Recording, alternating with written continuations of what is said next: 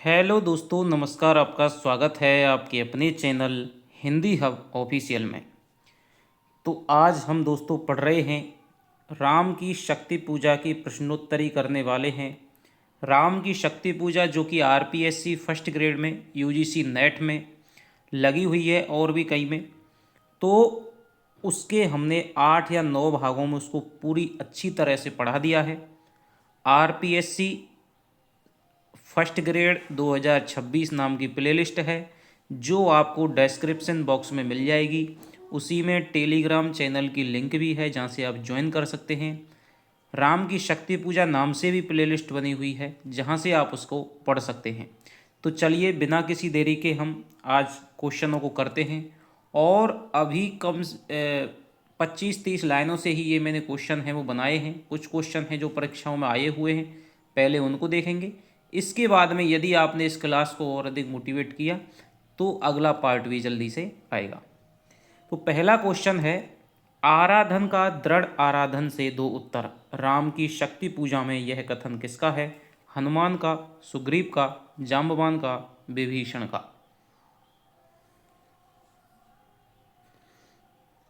तो जैसा कि आप जानते हैं कि आराधन का दृढ़ आराधन से दो उत्तर, ये जो कथन है वो किसका है दोस्तों? जाम्बवंत का है। ये क्वेश्चन है वो आया हुआ है। जाम्बवंत के जो जितने क्वेश्चन हैं वो आपको इस प्रश्नोत्तरी में मैंने ले लिए हैं। तो चलिए अगला क्वेश्चन है, अयुत लक्ष्य में रहा जो दुराक्रांत, निराला द्वारा रचित इस पंक्ति में अयुत शब्द का अर्थ क्या है? निश्चल, अयुक्त, 10,000, 10 लाख।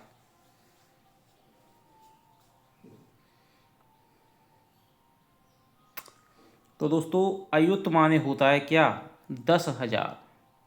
लक्ष्य माने होता है लाख, अयुत माने होता है 10,000। अगला क्वेश्चन है अमानिशा उगलता गगन घन अंधकार, खो रहा दिशा का ज्ञान स्तब्ध है पवन चार, अप्रतिहत गरज रहा पीछे अम्बुधि विशाल, भूधर है ध्यान मग्न केवल जलती मशाल। राम की शक्ति पूजा से उद्धृत इन पंक्तियों से संकेतित अर्थ नहीं है। जीवन के बाधा विघ्नों के विरुद्ध अपराजय मानव संघर्ष, दुर्दमनीय विदेशी शासन के बढ़ते हुए अन्याय और आतंक के प्रति प्रबुद्ध राष्ट्र चेतना का संघर्ष, प्रकृति प्राण की भौतिक शक्ति के विरुद्ध मानव आत्मा की चिन्मय शक्ति का संघर्ष, अपने युग की विषम परिस्थितियों से हताश कवि, ये दोस्तों कवि है, का स्वयं से संघर्ष और पराजय का भय।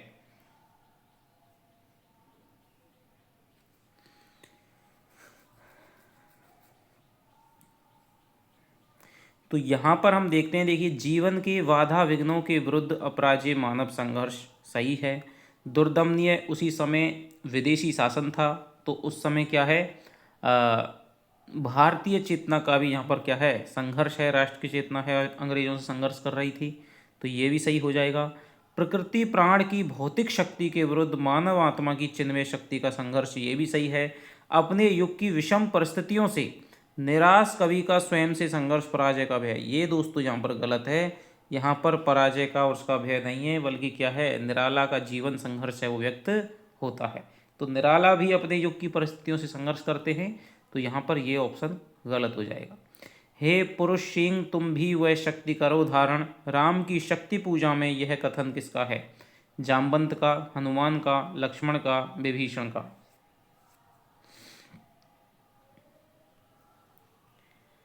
हे पुरुष सिंह तुम भी वह शक्ति करो धारण, तो हम जानते हैं कि ये कथन किसका है दोस्तों? जाम्बवंत का है। यह नहीं रहा नर बानर का राक्षस से रण, निराला कृत राम की शक्ति पूजा में यह कथन किसका है?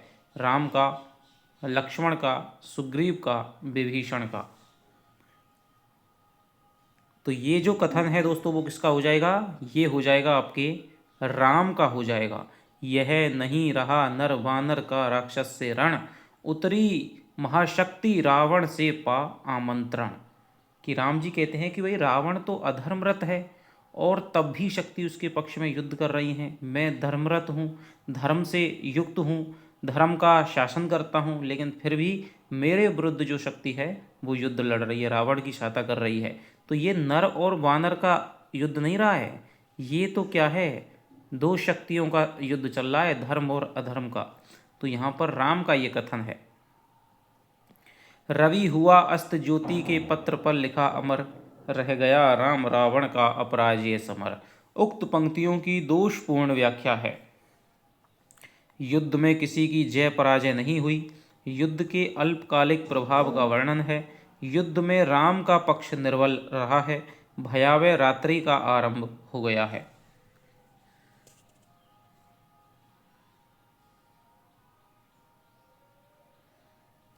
तो यहाँ का उत्तर हो जाएगा दोस्तों, युद्ध में किसी की जय पराजय नहीं हुई, बिल्कुल सही बात है, अपराजय समर रह गया है। युद्ध के अल्पकालिक प्रभाव नहीं दोस्तों, युद्ध का क्या है, दीर्घकालिक प्रभाव का वर्णन है। युद्ध में राम का पक्ष है वो निर्मल रहा है, बिल्कुल सही बात है। और रवि हुआ अस्त, सही देखिए, जो सूर्य है वो क्या हो गया है, अस्त हो गया है, यानी कि जो सूर्यवंशी राम हैं उनका जो पक्ष है वो क्या रहा है, निर्बल रहा है। जो रावण की सेना है वो भारी पड़ी है, भयावह रात्रि का आरंभ है वो हो गया है। तो ये बिल्कुल बात है। तो यहाँ पर ये वाला ऑप्शन है वो सही है, ये नहीं, ये दूसरा वाला ऑप्शन है वो सही है। राम की शक्ति पूजा में वर्णित शक्ति पूजा का मूल स्रोत क्या है? तुलसी कृत रामचरितमानस, वाल्मीकि रामायण, भवभूति उत्तर रामचरित, कृतिवास रामायण। तो शक्ति पूजा का दोस्तों जो मूल स्रोत हो जाएगा वो हो जाएगा कृतिवास रामायण, बांग्ला की कृतिवास रामायण। शक्ति की करो मौलिक कल्पना करो पूजन, जब छोड़ दो समर जब तक सिद्धि न हो रघुनंदन। प्रस्तुत पंक्तियों में श्री राम को शक्ति की साधना हेतु कौन प्रेरित कर रहा है? विभीषण, सुग्रीव, हनुमान, जामवान। तो कौन करता है दोस्तों राम जी को प्रेरित? विभीषण नहीं, सुग्रीव भी नहीं, हनुमान नहीं, जामवंत जी हैं वो प्रेरित करते हैं। तो जामवंत का एक एक कथन, एक एक पंक्ति, एक एक शब्दांश आपको याद होना चाहिए कि वो क्या कह रहे हैं। धिक जीवन जो पाता ही आया विरोध, धिक साधन जिसके लिए सदा ही किया शोध। प्रस्तुत काव्यांश में श्री राम की किस मनोदशा का वर्णन है? तो यहाँ पर देखिए हम समर्पण, क्रोध, हताशा, उन्माद। तो यहाँ पर राम जी की जो है हताशा है, और राम जी के माध्यम से निराला के जीवन की हताशा व्यक्त हुई है। रामविलास शर्मा ने राम की शक्ति पूजा में किन दो कविताओं का सार तत्व माना है? जागो फिर एक बार, बादल राग, तुलसीदास सरोज स्मृति, सरोज स्मृति जूही की कली, तुलसीदास कुकुरमुत्ता।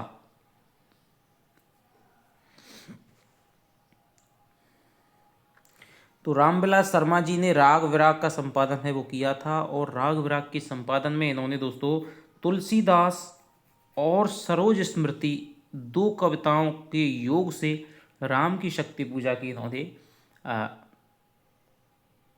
उत्पत्ति है वो मानी है कि भाई इतना तुलसीदास और सरोज स्मृति में जो निराला के स्वयं का दुख है, जो पीड़ा है, और तुलसीदास का जो प्रबंधात्मक कौशल है, दोनों ने मिलकर के राम की शक्ति पूजा की रचना की है। यानी दोनों कविताओं का जो सार तत्व है वो हमें राम की शक्ति पूजा में देखने को मिलता है।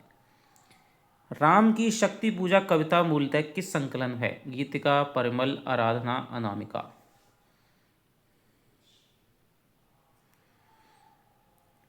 तो आप जानते हैं बहुत बार एक क्वेश्चन पूछा जाता है कि अनामिका नाम के संकलन में, जो कि अनामिका का दूसरा भाग प्रकाशित हुआ था, तो उसमें ये संकलन में है, संकलित है।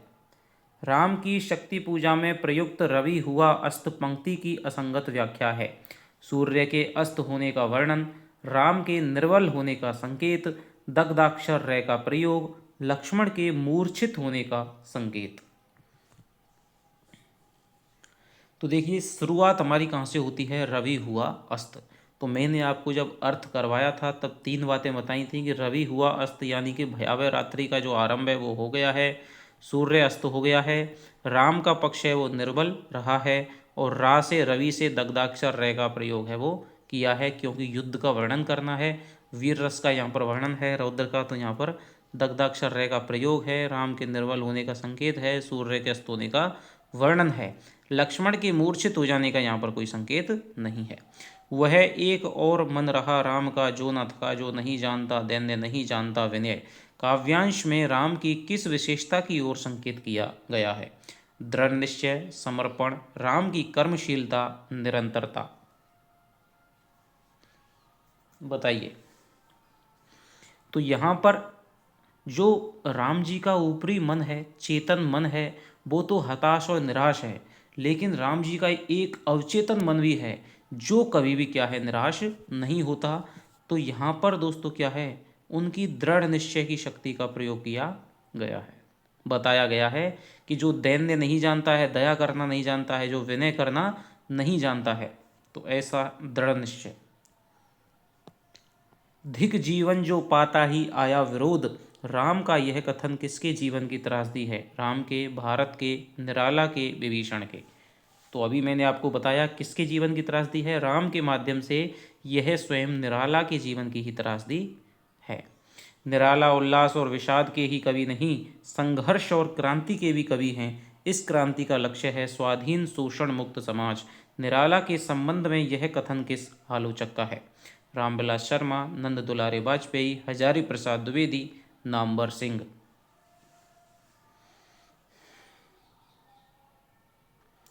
तो ये जो कथन है दोस्तों आया हुआ है असिस्टेंट प्रोफेसर 2024 में संस्कृत डिपार्टमेंट में, तो ये जो कथन हो जाएगा वो हो जाएगा रामविलास शर्मा का। राग विराग पुस्तक में रामविलास शर्मा ने निराला की कविताओं पे विचार किया है। तो उसमें से जो मुख्य महत्वपूर्ण कथन हैं पूछे जा सकने वाले, उनकी भी मैं एक अलग से वीडियो है 25-30 मिनट की, वो डाल दूंगा।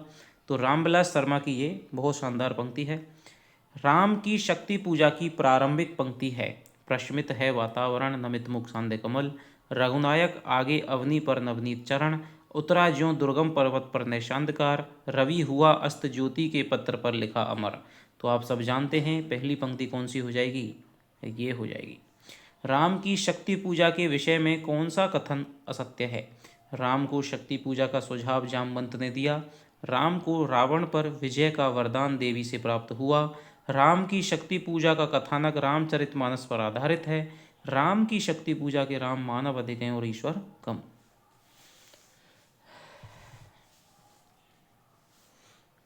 तो इसमें आप देखिए, राम को शक्ति पूजा का सुझाव जामवंत जी देते हैं, बिल्कुल सही बात है।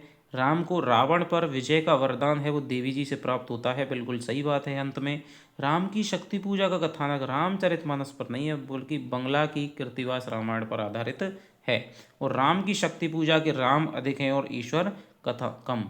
जो रामविलास शर्मा जी हैं वो ये कहते हैं कि जो निराला के राम हैं वो तुलसी के राम से एकदम भिन्न है, मतलब भिन्न हैं और दूर हैं, और जो भभूति के राम हैं उनके अधिक निकट हैं। तो यहाँ पर मानवीय रूप है वो राम का दिखाया गया है, क्योंकि निराश हताश हैं, रो रहे हैं, बिल्कुल इस तरह की पूजा भी करते हैं, ईश्वर कम है। तो यहाँ पर क्या है, ये बात भी सही है। तो ये तीसरा ऑप्शन है वो इसके बारे में गलत है। निराला की ये पंक्तियाँ किस कविता से ली गई हैं? यह है उपाय कह उठे राम जो मंद्रित घन, कहती थी माता मुझको सदा राजीव नयन। तुलसीदास, पंचवटी प्रसंग, अधिवास, राम की शक्ति पूजा। तो यह एक उपाय है। इस प्रकार गंभीर वाणी में, बादल के समान गंभीर वाणी में बोले कि माताजी मुझको सदा क्या है, कमल के समान नेत्रों वाली कहती थी। तो ये राम की शक्ति पूजा की पंक्ति है। राम की शक्ति पूजा का प्रकाशन वर्ष है 1934, 1936, 1940, 1930। तो ये हो जाएगा दोस्तों क्या, 1936। राम की शक्ति पूजा में मुख्यतः कौन सी शैली प्रयुक्त हुई है? भावावेश शैली, अन्योक्ति शैली, समासोक्ति शैली, व्यंग्य प्रधान शैली।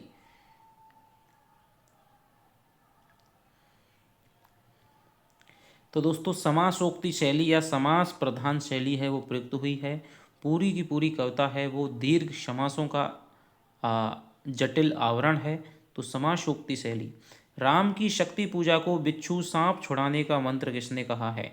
रामविलास शर्मा, नंदुलारे वाजपेयी, राम नरेश त्रिपाठी, राम स्वरूप चतुर्वेदी। तो राम की शक्ति पूजा को जब हम पढ़ते हैं तो ऐसा लगता है कि कोई हम मंत्र वाँच रहे हों। तो एक आलोचक या एक कवि हैं राम नरेश त्रिपाठी, उन्होंने कहा है कि इस कविता को क्या कहा है, बिच्छू और सांप छुड़ाने का मंत्र है वो कहा है। राम अशुद्ध होकर भी यदि कर सकता त्रस्त, तो निश्चय तुम हो सिद्ध करोगे उसे ध्वस्त। राम की शक्ति पूजा में यह कथन किसका है? लक्ष्मण का, जाम्बवान का, सुग्रीव का, विभीषण का। तो ये जो कथन है वो कौन कर रहा है? शक्ति की करो मौलिक कल्पना, करो पूजन, छोड़ दो समर जब तक सिद्धि न हो। रघुनंदन, रावण अशुद्ध होकर भी यदि कर सकता त्रस्त, तो निश्चय तुम हो सिद्ध करोगे उसे ध्वस्त। तो ये कह रहे हैं, जामवंत जी कह रहे हैं कि भाई रावण यदि अशुद्ध होकर के भी तुमको त्रस्त कर सकता है, महाशक्ति उसके पक्ष में हो सकती हैं, तो निश्चय तुम साधना करके महाशक्ति को अपने पक्ष में करके और रावण को ध्वस्त कर सकोगे। तो जामवंत जी ये कह रहे हैं। निराला दार्शनिक कवि हैं, यह कथन किसका है? नंदुलारे वाजपेयी, रामविलास शर्मा, डॉक्टर नगेंद्र, राम नरेश त्रिपाठी। तो कुछ क्वेश्चन मैंने क्या है निराला के आलोचकों से भी उठाए हैं, और सबसे बड़ा निराला का जो आलोचक है वो है कौन? रामविलास शर्मा। तो निराला दार्शनिक कवि हैं, तो ये जो कथन है वो भी रामविलास शर्मा का है।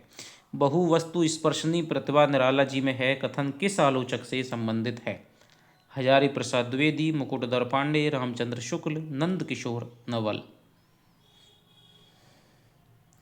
तो ये जो दोस्तों कथन हो जाएगा किसका हो जाएगा? ये हो जाएगा रामचंद्र शुक्ल का। वस्तु स्पर्शनी की बहु वस्तु, बहुत सारी वस्तुओं का स्पर्श कर लेते हैं, ये जो प्रतिभा है रामचंद्र शुक्ल ने कहा है। निराला के अनुसार हिंदी में मुक्त काव्य किस छंद की बुनियाद पर सफल हो सकता है?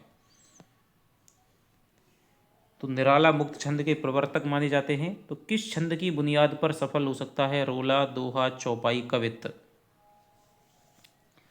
तो निराला जी ने कहा है कि भाई हिंदी में जो मुक्तक काव्य है या मुक्त काव्य है, मुक्त छंद है, वो केवल कवित्त छंद की बुनियाद पर सफल हो सकता है। और आज भी हम देखते हैं कि कवि सम्मेलनों के सबसे ज़्यादा जो छंद चलता है वो कवित्त ही चलता है। निराला की कविताओं में कौन सी लंबी कविता नहीं है? भिक्षुक, कुकुरमुत्ता, सरोज स्मृति, राम की शक्ति पूजा।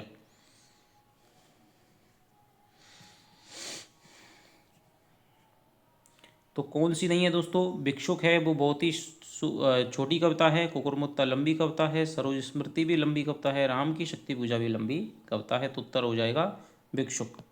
राम की शक्ति पूजा में कविता का प्रारंभ किससे होता है? राम रावण के प्रखर युद्ध के वर्णन से, राम के पूजा में बैठने से, राम सीता के उदात्त प्रेम से, दुर्गा की उपासना से। तो इस कविता का जो प्रारंभ होता है वो राम और रावण के युद्ध के वर्णन से होता है। राम की शक्ति पूजा की अंतिम पंक्ति कौन सी है? क्रम क्रम से पार हुए राघव के पंचदिवस, पूरा करता हूँ देकर माता एक नयन, कहे महाशक्ति राम के वदन में हुई लीन, सब चले सदै राम की सोचते हुए विजय।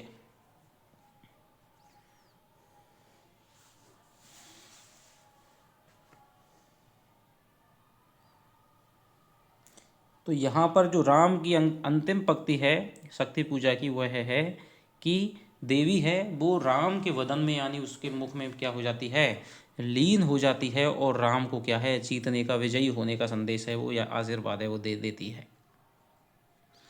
राम की शक्ति पूजा किस श्रेणी की कविता है? मुक्तक काव्य, लंबी कविता, अकविता, हाइकू। तो आप जानते हैं कैसी कविता है, ये आपकी लंबी कविता हो जाएगी।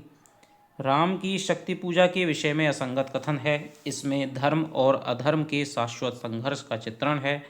यह रचना मूलतः राम और सीता की प्रणय गाथा है, इसमें राम शक्ति की आराधना करते हैं। यह रचना छायावादी काव्य की एक उत्कृष्ट रचना मानी जाती है। तो यहाँ पर क्या हो जाएगा दोस्तों? राम की शक्ति पूजा के विषय में असंगत कथन हो जाएगा। धर्म और अधर्म का शाश्वत संघर्ष, बिल्कुल सही बात है, राम और रावण के माध्यम से।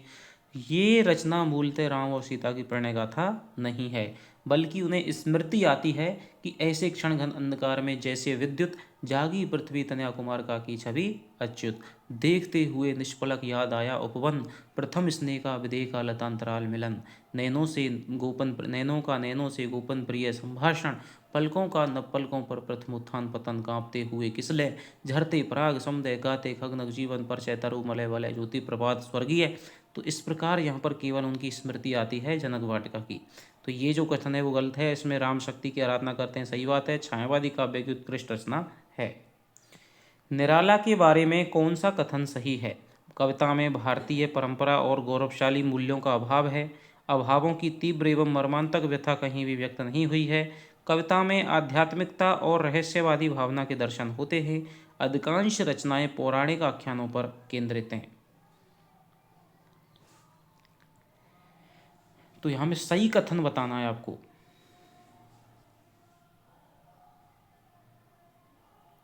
तो देखिए, कविता में भारतीय परंपरा और गौरवशाली मूल्यों का अभाव है, बिल्कुल गलत है। अभावों की तीव्र और मर्मांतक व्यथा कहीं भी व्यक्त नहीं हुई है, वो भी गलत है। ये तो निराला के जीवन की स्वयं ही त्रासदी रही है, हर जगह उनकी होती है। कविता में आध्यात्मिक और रहस्यवादी भावना के दर्शन होते हैं, बिल्कुल सही बात है। अधिकांश रचनाएं पौराणिक आख्यानों पर केंद्रित हैं, ये गलत भी बात है। तो इसका ऑप्शन हो जाएगा 3 नंबर। अधिकांश प्रकाश प्रेमी छायावादी कवियों की तुलना में निराला की रचनाओं में प्रकाश से अंधकार अधिक है। राम की शक्ति पूजा उनकी सबसे ओजपूर्ण रचना है और उसमें अंधकार भी अन्य कविताओं की अपेक्षा अधिक है। कथन के आलोचक का है नामवर सिंह, नंदकिशोर नवल, राम स्वरूप चतुर्वेदी, रामविलास शर्मा।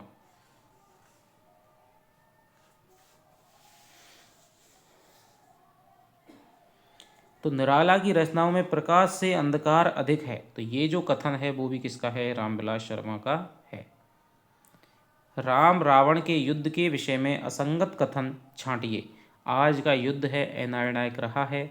दोनों ओर से सेनाओं ने क्षण प्रतिक्षण अपनी अपनी सामरिक व्यूह रचनाओं में परिवर्तन किया। सारी व्यूह रचनाएं रण कौशल से भंग कर दी गईं। रावण के युद्ध दर्प को नष्ट करने के लिए राम का युद्ध कौशल व रावण द्वारा उसको विफल कर देने का क्रम ही शाम तक चलता रहा है। बताइए, गलत कथन है वो छांटना है। तो इसका दोस्तों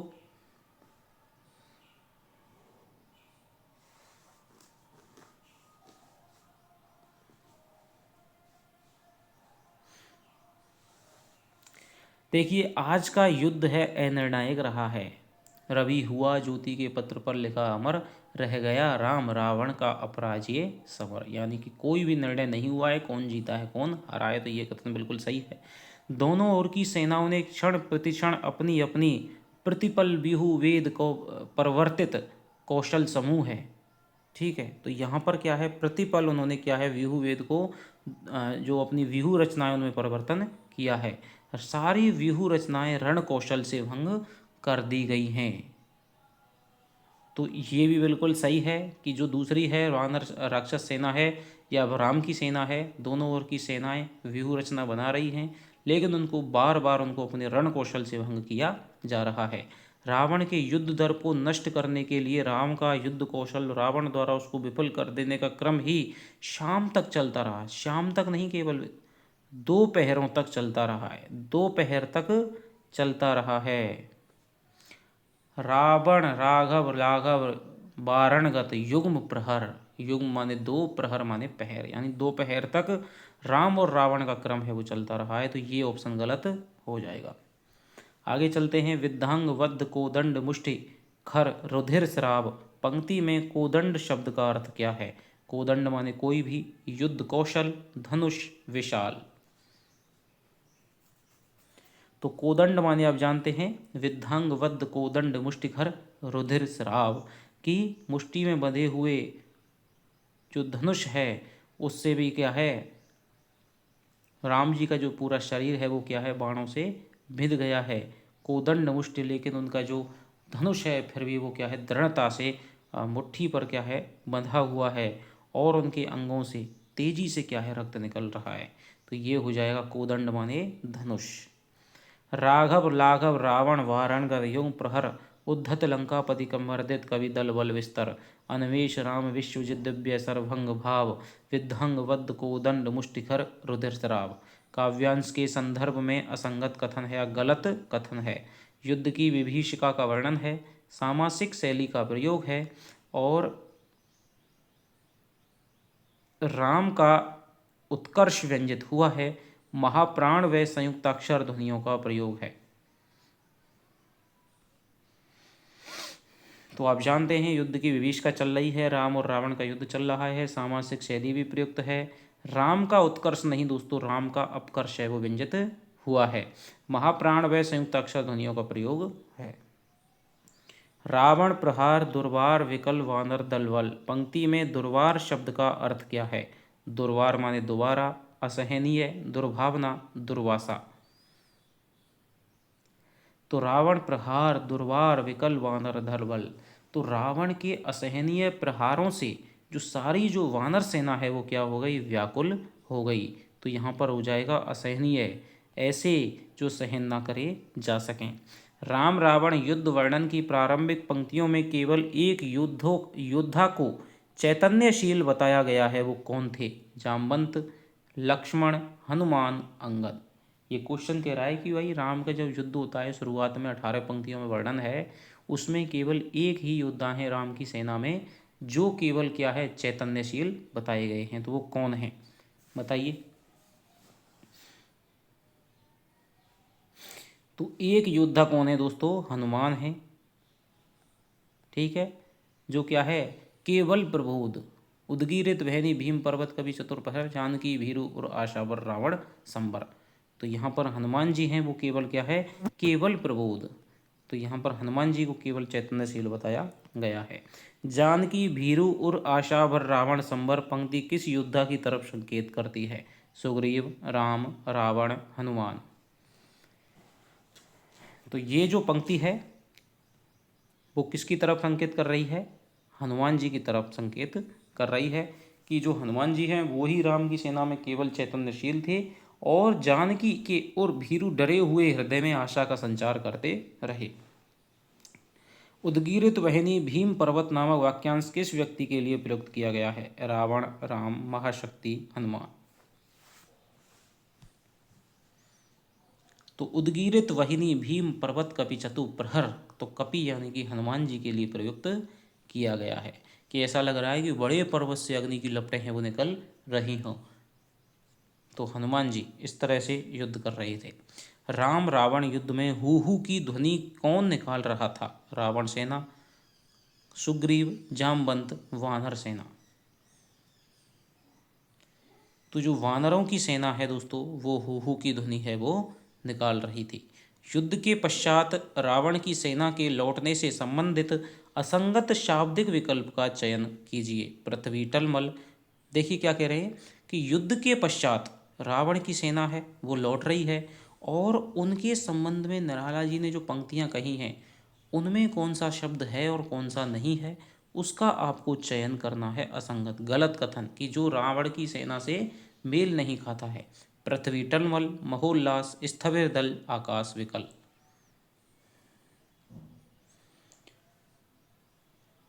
तो देखिए इसमें जो हो जाएगा वो हो जाएगा कौन? देखिए पृथ्वी टलमल, लौटे युग तल, राक्षस पदतल पृथ्वी टलमल। तो राक्षस के पैरों से क्या हो रही है? पृथ्वी टलमल। पृथ्वी टलमल, बिंद महोल्लास से बार बार आकाश विकल। तो महोल्लास भी हो जाएगा, आकाश विकल भी हो जाएगा, लेकिन स्थविर दल नहीं होगा। नमित मुख सांध्य कमल की उपमा से किस योद्धा की दशा व्यंजित की गई है? राम, लक्ष्मण, वानर सेना, बौद्ध भिक्षु।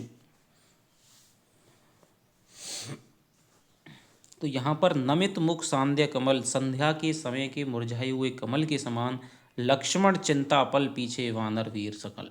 तो लक्ष्मण की जो दशा है वो व्यंजित की गई है। राम की सेना के लौटने से संबंधित असंगत शाब्दिक विकल्प है। वानर वाहिनी खिन्न, लख निजपति, स्थविर दल से बार बार।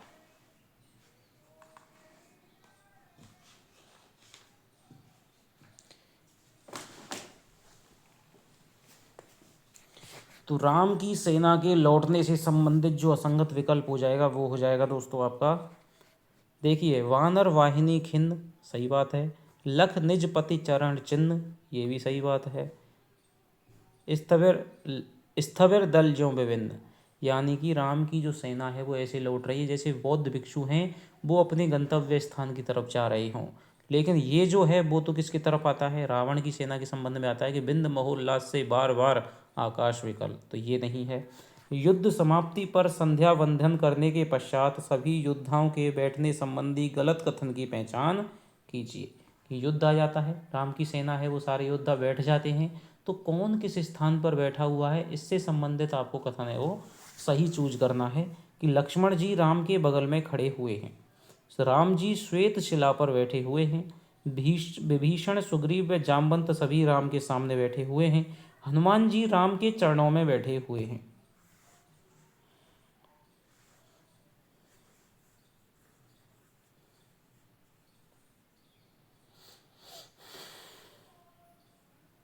बताइए।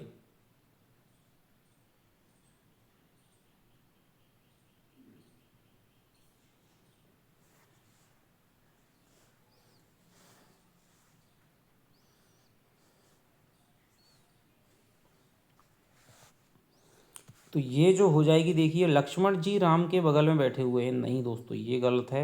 लक्ष्मण पीछे, लक्ष्मण चिंतापल, लक्ष्मण चिंतापल पीछे वानर वीर सकल। तो लक्ष्मण जी तो कहाँ हैं, पीछे बैठे हुए हैं राम जी के, कि कहीं कोई आ नहीं जाए तो पीछे। राम जी श्वेत से बैठे रकुल मणि श्वेत शिला पर निर्मल जल। तो यहाँ पर भी क्या है, श्वेत शिला पर राम जी बैठे हुए हैं। विभीषण सुग्रीव व जामवंत सभी राम के सामने बैठे हुए हैं। सामने विभीषण सुग्रीव जामवंत, तो यहाँ पर क्या है, ये आगे बैठे हुए हैं। प्रांत पद्म के महावीर, तो महावीर यानी हनुमान जी राम के चरणों में बैठे हुए हैं। तो इसका जो उत्तर हो जाएगा वो ये हो जाएगा। जित सरोज मुख श्याम देश वाक्यांश किसके लिए प्रयुक्त हुआ है? राम, हनुमान, लक्ष्मण, रावण। तो जित सरोज मुख श्याम देश, यानी कि सरोज को भी जीतने वाले, कमल के सौंदर्य को भी जीतने वाले श्याम वर्ण के जो कौन हैं, राम जी हैं। ध्यान मग्न शब्दांश किसके लिए प्रयुक्त हुआ है? राम के लिए, हनुमान के लिए, वातावरण के लिए, पर्वत के लिए।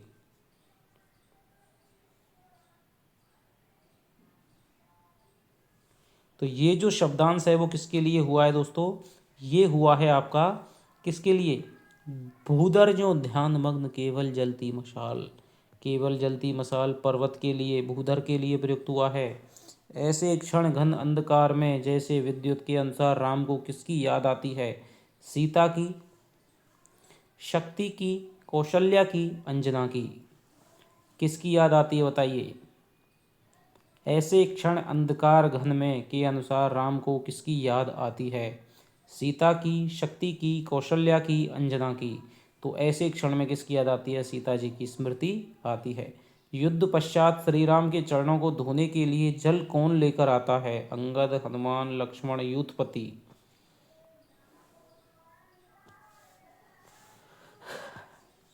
तो युद्ध पश्चात कौन लेकर आता है दोस्तों? युद्ध पश्चात जल लेकर आता है कौन आपका? हनुमान जी लेकर आते हैं। कि कर पद छाल नारद पटु हनुमान, लेकर आए जल कद कर पद छाल नारद पटु हनुमान, अन्य वीर सर के तीर गए संध्या विधान। तो यहाँ पर हनुमान जी लेकर के आते हैं। युद्ध से लौटते समय राम की दशा के संबंध में अनुपयुक्त विकल्प कौन सा है? नवनीत चरणों वाले राम सबसे आगे चल रहे हैं, धनुष की प्रत्यंचा ढीली पड़ चुकी है, दृढ़ता से बंधा हुआ जटाओं का मुकुट खुलकर केवल पीठ पर फैला हुआ है, राम के मन में भी रात्रि के समान निराशा का अंधकार उतर रहा है।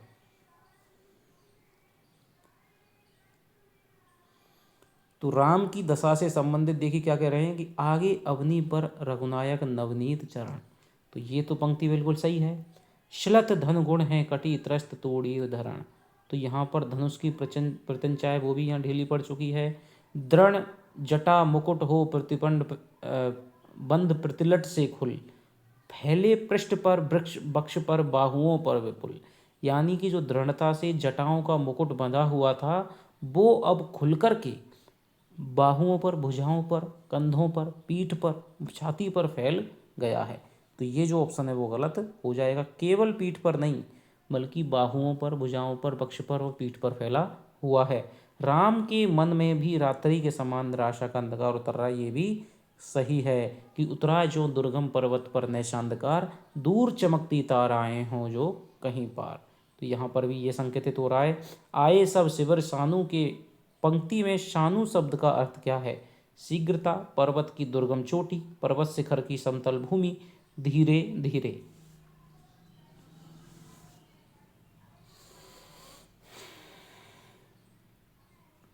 तो शानु शब्द का जो अर्थ हो जाएगा वो हो जाएगा दोस्तों पर्वत की ऐसी चोटी जो क्या है, ऊपर से थोड़ी सी समतल हो, जहाँ पर कुछ खेती वेती की जाती हो या बैठने के लिए स्थान हो जाए।